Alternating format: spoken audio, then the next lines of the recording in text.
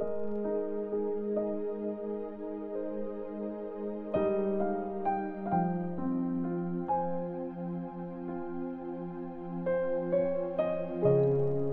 Corinthians chapter 8, tungkol sa pagkain na inoffer sa mga Diyos-Diyosan.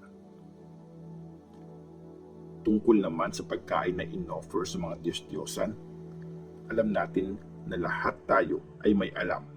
Kaya lang, yung alam ng isang tao ang nagpapayabang sa kanya. Pero yung pagmamahal, yun ang nakakatulong. Kung iniisip ng isang tao na may alam siya, sa totoo lang, hindi pa niya alam ang mga dapat niyang malaman. Pero kilala ng Diyos ang nagmamahal sa Diyos. Kaya tungkol sa pagkain na inoffer sa Diyos-Diyosan, alam nating wala namang talagang nire-represent ang mga Diyos-Diyosan at iisa lang ang Diyos. Kaya kahit na ipalagay natin na mayroong tinatawag ng mga Diyos sa langit o sa lupa, at sa totoo lang, marami ang mga Diyos at mga Panginoon. Para sa atin, iisa lang ang Diyos, ang Ama na nag-create ng lahat ng bagay at nabubuhay tayo para sa Kanya. At iisa lang ang Panginoon, si Jesus Christ. Na-create ang lahat ng bagay dahil sa Kanya at nabubuhay tayo sa tulong Niya. Pero hindi ito alam ng lahat. Sanay na ang ibang tao na may mga Diyos-Diyosan. Kaya pag kumakain sila ng ganong pagkain, iniisip pa rin nila na inoffer yun sa Diyos-Diyosan. Since mahina ang konsensya nila, ibig sabihin, hirap sila mag-decide kung ano ang tama. Feeling nila, nagkakasala sila pag kinain nila yun. Pero hindi naman tayo mapapalapit sa Diyos dahil sa pagkain. Walang mawawala sa atin kung hindi tayo kakain. At wala namang tayong mapapala kung kakain tayo. Yes, malaya tayong gawin ang gusto natin, pero ingatan yung huwag yun maging dahilan para magkasala ang taong mahina ang faith. For example, isa kang tao na nakakaintindi, tapos kumakain ka sa loob ng temple ng mga Diyos-Diyosan kasi hindi na big deal sa iyo yun. At may nakakita sa iyo na mahina ang konsensya. Malamang, gayahin ka niya at kainin din niya yung pagkain na inalay sa Diyos-Diyosan. So, dahil sa sinasabi mong nakakaintindi ka, mapapahamak yung kapatid mong mahina ang konsensya. Tandaan mo, namatay din si Christ para sa kanya. Kaya pag nagkakasala ka sa mga kapatid mo at nasasaktan mo ang mahina nilang konsensya, nagkakasala ka kay Christ. So, kung magiging dahilan ang pagkain para magkasala ang isang kapatid, never na akong kakain ng karne para hindi magkasala ang kapatid ko. 1 Corinthians chapter 9. Karapatan at tungkulin ng isang apostol. Malaya naman ako, diba? Isa akong apostol. Nakita ko si Jesus na Panginoon natin at kayo ang resulta ng mga ginawa ko para sa Panginoon. Kahit hindi ako tanggap ng ibang tao bilang apostol, sigurado naman ako na tanggap niyo ako. Dahil united kayo sa Panginoon, kayo mismo ang ebidensya na apostol nga ako. Ito ang sagot ko sa mga kumikwestiyon sa akin. Wala ba kaming karapatang suportahan ng church ang pangailangan namin?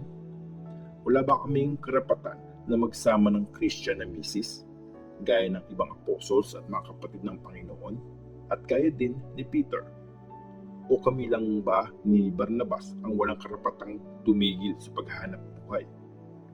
Sino ba namang sundalo ang nagbabayad sa sarili niyang gastos habang nagsiserve siya sa army? May nagtatanim ba ng ubas at hindi naman kumakain ng bunga nito? May nag-aalaga ba ng mga tupa tapos hindi naman nakikinabang sa gatas nito? Hindi lang galing sa iniisip ng tao itong mga sinasabi ko. Ganito rin ang sinasabi ng law. Nakasulat sa law ni Moses, huwag mong takpan ang bibig ng baka habang inaapakan nito ang mga butil.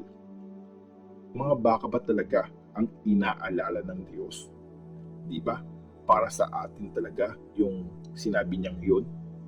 Siyempre, sinulat talaga yun para sa atin. Nagtatrabaho ang mga nag-aararo at nag-aani kasi ini-expect nilang makakakuha sila ng share sa ani. Kung nagtanim kami ng mga spiritual na bagay sa inyo, sobra na ba kung umani kami ng mga material na bagay galing sa inyo? Kung may ganitong karapatan ang iba, mas lalo na kami. Pero kahit ganon, hindi namin ginamit ang karapatan na to. Instead, tiniis namin ang lahat para hindi kami maging sagabal sa magandang balita tungkol kay Christ. Alam niyo naman na sa temple kumukuha ng pagkain ng mga nagtatrabaho sa temple. At yung mga nag-offer ng sacrifice, may share sila sa mga in-offer sa altar. Ganito din ang utos ng Panginoon. Yung mga nagpipreach na magandang balita ay dapat tumanggap ng ikabubuhay mula dito.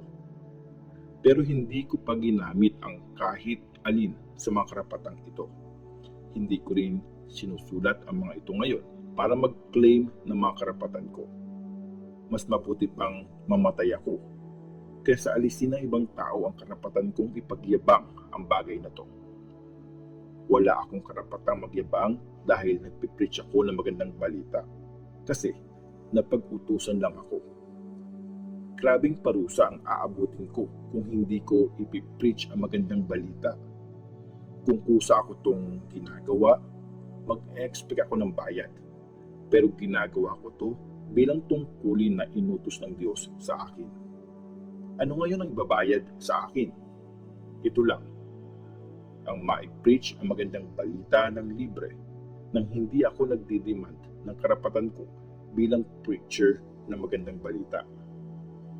Kahit malaya ako at hindi alipin ng kahit sino, nagpaalipin ako sa lahat para makonvince ko ang mas maraming tao tungkol kay Christ.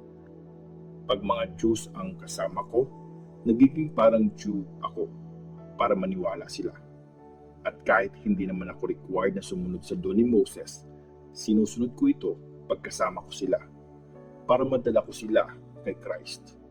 Ganon din, pagkasama ko ang mga Gentiles, parang Gentile ako na hindi required sumunod sa Jewish law para makonvince ko sila. Hindi ko naman sinusuway ang batas ng Diyos. Actually, batas ni Christ ang sinusunod ko. Pagkasama ko ang mga taong mahina ang faith, nagiging parang mahina rin ako para makonvince ko sila. Kaya nakisama akong mabuti sa lahat ng tao gamit ang lahat ng posibleng paraan para masave ko ang ilan sa kanila. Ginagawa ko lahat ng to alang-alang sa magandang balita para magkaroon din ako ng share sa mga blessings nito.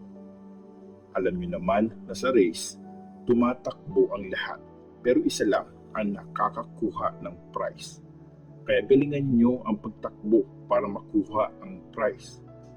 Dumadaan sa matinding training ang bawat runner para manalo ng prize na temporary lang. Pero tayo, nagte-training tayo para makakuha ng prize na hindi masisira kahit kailan. Kaya tumatakbo akong nakafocus sa finish line. Para din akong boxer na tumatama ang bawat suntok. Pinapahirapan ko ang katawan ko at dinidisiplina itong mabuti para hindi ako ma-disqualify after kong mag-preach sa iba.